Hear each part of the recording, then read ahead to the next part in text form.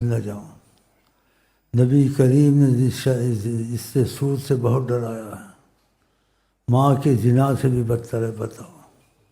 حکومت نے بھی رکھا ہوا، ختم نہیں کرتی، کہاں ان کی مہنگائیاں جائیں۔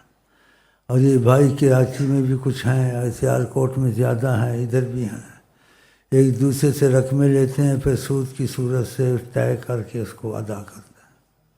ان چیزوں کو چھوڑ دیں، سخت نقصان ہوگا، ایمان کا بھی اور آقا جی کی ناراضگی مول لے لیں۔ اور اللہ تعالیٰ نے قرآن میں کیا کہا ہے سود کے متعلق؟ حرب من اللہ و رسول، وہ جنگ کرتا ہے خدا کے ساتھ۔ خدا سے جنگ ہو سکتی ہے؟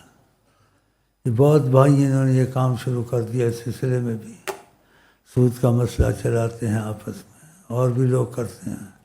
اس سے رک جاؤ، اس سے فائدہ کبھی نہیں ہوگا، اتنا نقصان ہوگا کہ ہو سکتا ہے کہ کلمہ بھی تم کو شاید نصیب نہ ہو موت کے وقت۔